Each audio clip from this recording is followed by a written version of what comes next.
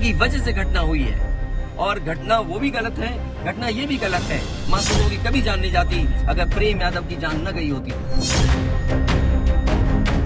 उनसे मुलाकात नहीं करना चाहते हैं। हमारे 2014 में उन्हीं की सरकार में, सपा की सरकार में ही हमारे चाचा जी के मंदबुद्धि थे, बाला फुसला करके बिना पैसे के बैनामा करा लिया गया। उसकी बेटे की भावना नहीं हो सकता हो। कुछ ऐसे नेता हैं जो उसको समझा रहे होंगे कि मत मिलना, तुम उनको नीचा दिखा दो, अपमानित कर दो।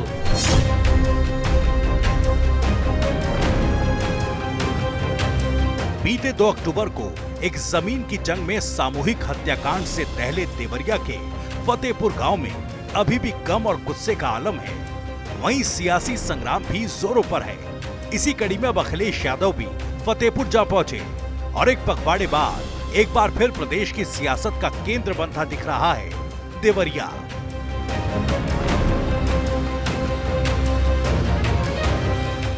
देखिए, देवरिया प्रकरण में माननीय मुख्यमंत्री जी ने इस प्रकरण का सीधा संज्ञान लिया और जो भी उचित, सख्त और कड़ी कार्रवाई होनी चाहिए थी उसको भी करने का काम किया।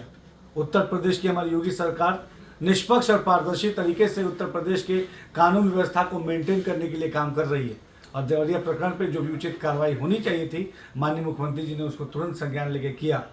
समाजवादी पार्टी बेवजह की राजनीति करके अपने राजनीतिक एजेंडा चमकाना चाहती है, जबकि देवरिया प्रकरण में माननीय मुख्यमंत्री जी ने उचित कार्रवाई पहले ही कर ली।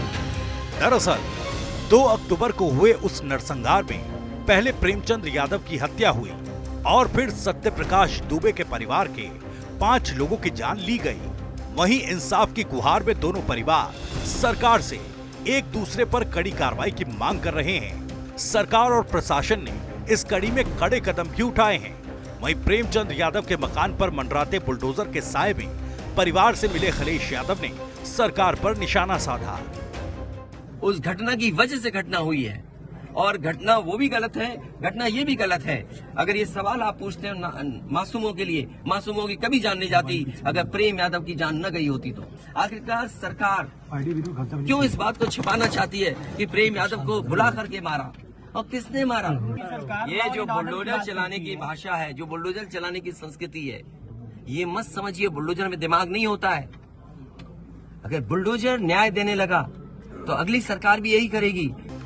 अखिलेश यादव के दौरे से पहले देवरिया का सियासी पारा भी उफान पर दिखा। कार्यकर्ताओं की भीड़ को रोकने के लिए पुलिस को पुख्ता इंतजाम करने पड़े। वहीं सत्य प्रकाश दुबे के बेटे देवेश ने मिलने से इनकार कर दिया क्योंकि इस मामले को पहले दिन से ही पिछड़ा बनाम सवर्ण बनाने की कोशिश की गई।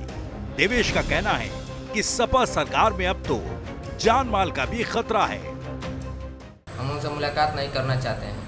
हमारे 2014 में उन्हीं की सरकार में, सपा की सरकार में ही हमारे चाचा जी के मंदबुद्धि थे, बाला फुसला करके बिना पैसे के बैनामा करा लिया गया और सपा की सरकार में ही 4-4 राइफल निकलवा लिया गया था और सपा की सरकार में बंदूक के नोक पर ही उन्होंने हमारा घर बनवाने जा रहे थे, हमारे घर को भी रोक दिया। अच्छा, तो आप उनसे मिलना नहीं चाहते? नहीं, हम मिलना नहीं चाहते हैं क्योंकि देखिए उनसे मिलना भी हमारा उचित नहीं है। हम उनसे मिलना ही नहीं चाहते क्योंकि हमारा जान माल का भी हम खतरा है।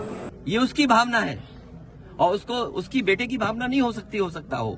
कुछ ऐसे नेता हैं जो उसको समझा रहे होंगे कि तुम मत मिलना, तुम उनको नीचा दिखा दो, अपमानित कर दो। सवाल ये नहीं, हम किसी के भी दुख में शामिल होने आए हैं। बहरहाल घटना के करीब एक पखवाड़े बाद फतेहपुर तो पहुंचे अखिलेश यादव, लेकिन अब इसे शांत समुद्र में पत्थर मारना कहें या राजनीति की रवायत। सवाल ये है कि क्या देवरिया के बहाने अगड़ा बनाम पिछड़ा का दांव चल रहे हैं अखिलेश? सवाल ये भी कि क्या देवरिया बनने जा रहा है यूपी की राजनीति का नया मैदान? क्योंकि अखिलेश यादव के बाद बीजेपी नेताओं का प्रतिनिधिमंडल भी फतेहपुर जा सकता है।